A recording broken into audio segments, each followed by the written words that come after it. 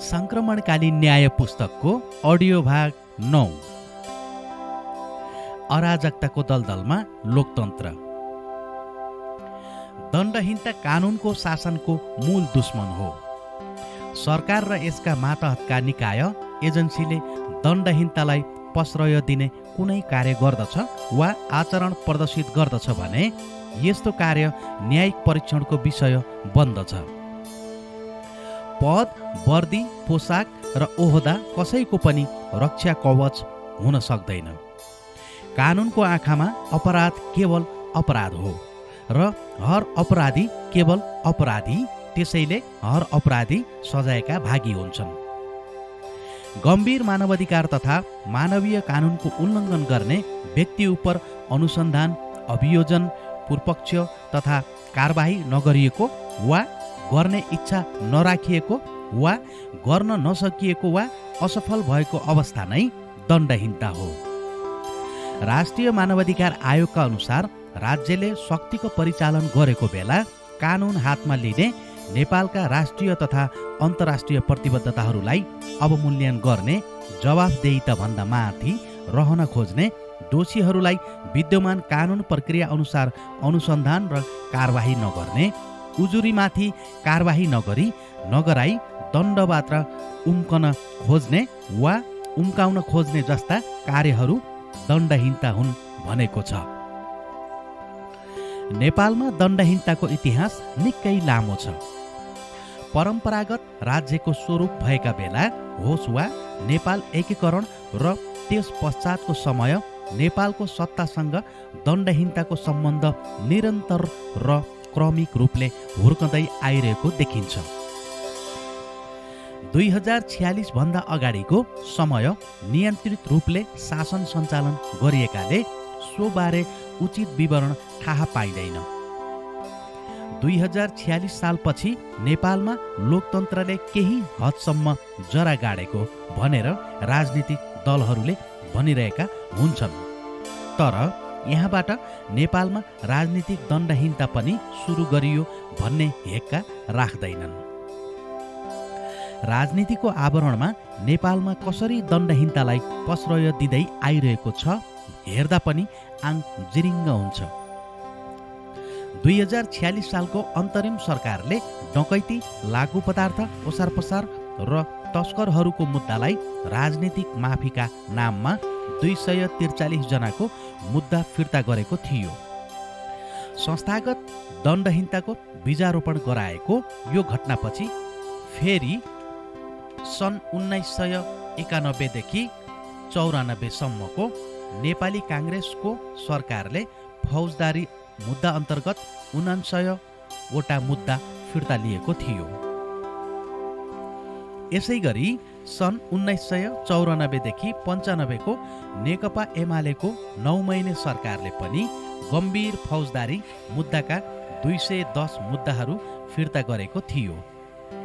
यसको नेपाली काङ्ग्रेस, राप्रपा, नेपाल सद्भावना पार्टीको संयुक्त सरकारले पनि 20 वटा मुद्दा फिर्ता लिएका थिए। यसै गरी 1999 को नेपाली काङ्ग्रेस र नेकपा एमालेको सरकारले 243 मुद्दा फिर्ता लिएको थियो।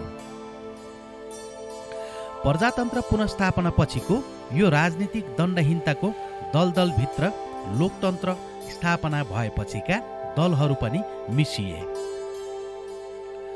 पहिलो संविधान सभा निर्वाचन पश्चात गठित माओवादी नेतृत्वले त एक कदम अगाडि बढेर गम्भीर फौजदारी अपराधका कसुरदारहरूलाई क्रान्तिकारीको नामबाट छुटाए।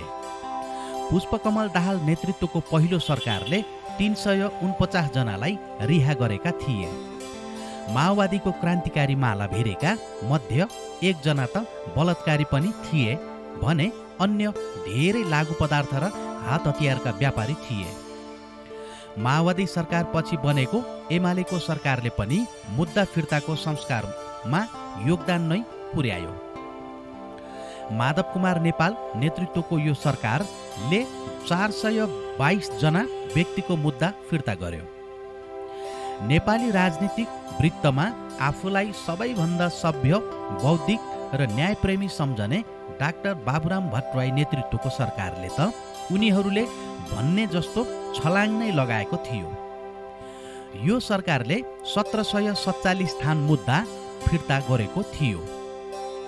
आज पर्यन्त पनि यी विद्वानले लोकतन्त्र र मानवाधिकारको विषयमा बोलेको र लेखेको देखेर म स्तब्ध रहने गरेको छु।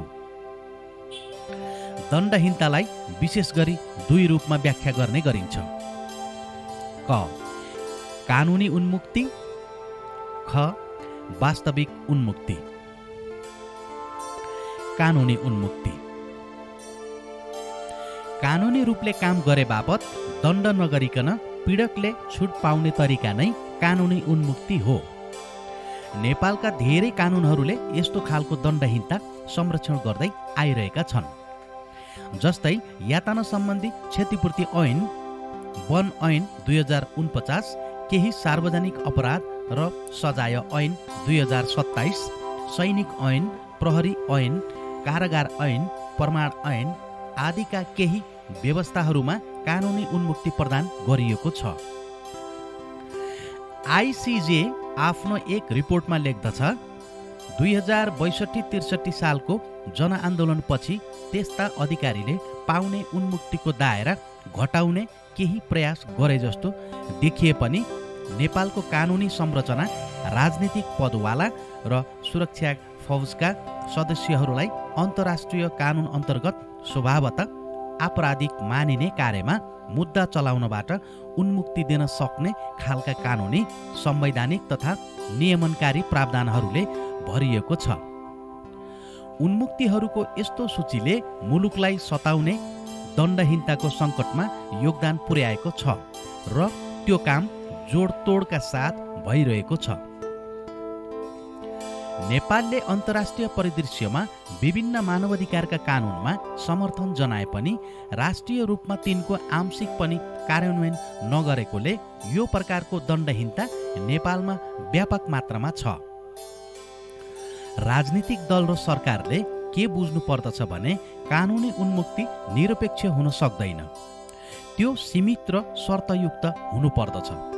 अन्तर्राष्ट्रिय कानुन अन्तर्गतका अपराध र जघन्य मानवाधिकार उल्लङ्घनका घटनालाई अन्तर्राष्ट्रिय कानुनले स्पष्टसँग निषेध गरेको छ। जब फौजदारी तथा अन्य कानुनी दायित्वका लागि उन्मुक्ति प्रदान गरिन्छ, यो कुनै सन्धि, कानुन वा अन्य आधिकारिक कानुनी स्रोत विशेषद्वारा बाँधिएको हुनुपर्दछ। साथै यो स्वतन्त्र न्यायपालिकाद्वारा पुनरावलोकन गर्न सकिने हुनुपर्दछ, जसले अन्ततः घटना विशेषको आधारमा लागू हुने कि नहुने कुराको निर्धारण गर्छ। आइसिजी उत्तरदायित्व बिनाको प्राधिकार नेपालमा न्यायका लागि सङ्घर्ष। नेपालको कानुनी संरचनामा पर्याप्त सुधारको आवश्यकता छ। नेपालद्वारा अन्तर्राष्ट्रिय रूपमा समर्पित कानुनले पनि यो माग राखेको देखिन्छ। कानुन कार्यान्वयनका सवालमा कानुनद्वारा प्रदान गरिएको आफ्नो कर्तव्यको पालना नगर्ने वा कर्तव्य पालनाको सिलसिलामा व्यापक शक्ति दुरुपयोग गरिने गरेको देखिन्छ। कानुन कार्यान्वयन गर्ने अधिकारीलाई दिएको अधिकार र कानुनमा रहेको अपूर्णता र त्यसप्रति जवाफदेहिताको अभाव दण्डहीनता बढ्नुको मुख्य कारण हो। कतिपय घटनाहरूमा व्यक्तिगत रिसवी साध्नका लागि कानुनी प्रयोजन र आफ्नो ओहदाको गलत प्रयोग गरिने संस्कार नेपालमा व्याप्त नै छ।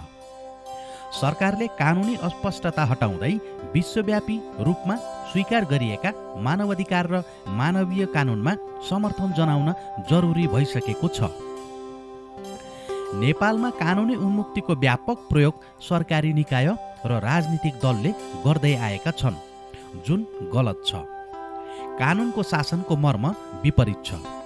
न्यायिक उपचारको अधिकार सम्बन्धी संयुक्त राष्ट्रसङ्घीय आधारभूत सिद्धान्त तथा मार्गदर्शनहरूमा अभिव्यक्त भए अनुसार अन्तर्राष्ट्रिय मानवाधिकार कानुनको जघन्य उल्लङ्घन तथा अन्तर्राष्ट्रिय मानवीय कानुनको गम्भीर उल्लङ्घन भई अन्तर्राष्ट्रिय कानुन अन्तर्गतका अपराध भएका घटनामा अनुसन्धान गर्नु राज्यको कर्तव्य हुनेछ र पर्याप्त प्रभाव भएको अवस्थामा उल्लङ्घनका लागि जिम्मेवार भनिएका व्यक्तिलाई अभियोजन गर्नु तथा दोषी पाइएमा निजलाई सजाय दिनु राज्यको कर्तव्य हुन आउँछ।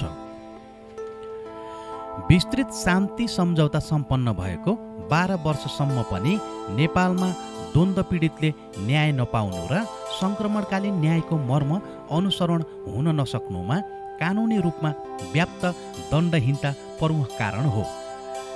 जबसम्म राजनीतिक र सरकारी तहमा जवाफदेहिता सुनिश्चित गरिँदैन, नेपाल दण्डहीनताको दलदलबाट बाहिर निस्कन सक्ने छैन। वास्तविक उन्मुक्ति। वस्तुगत रूपमा कानुनको अभावमा पीडकले आफ्नो गल्ती हुँदा पनि सजायको दायरामा नपर्ने दण्डहीनता नै वास्तविक उन्मुक्ति हो। यो दण्डहीनताको प्रकोप प्रहरी तथा अभियोजनकर्ता लगायत कानुन कार्यान्वयन गराउने अधिकारीहरूले मानवाधिकारको गम्भीर उल्लङ्घनका घटना भए भन्ने दाबीहरूमा अगाडि बढाएर लैजान नसकेको वा अस्वीकार गरेको कारणले भएको हो। कानुनको अभाव देखाई द्वन्द्वकालीन मुद्दाहरूमा जाहेरी दरखास्त दर्ता गर्दादेखि नै अवरोध सिर्जना गरिएको छ भने मानवाधिकारका गम्भीर उल्लङ्घनका घटनाहरूमा त यसलाई रोक्न पुरै सरकारी संयन्त्र प्रयोग गर्ने देखिएको छ। सङ्क्रमणकालीन न्याय पुस्तकको अडियो भाग 9 यहाँहरूमाझ प्रस्तुत गऱ्यौँ। यसका लेखक दीपक शर्मा हुनुहुन्छ, द्वन्द्व तथा शान्ति अध्येता। कागजपत्र मिडिया प्रणालीको प्रकाशन रहेको यस पुस्तक आगामी दिनहरूमा अडियो भागका रूपमा हामी ल्याउँदै जानेछौँ। अडियो बुक सुन्दै जानुहोला, हेर्दै जानुहोला, आफ्ना प्रतिक्रिया पनि दिँदै जानुहोला। धन्यवाद, नमस्ते।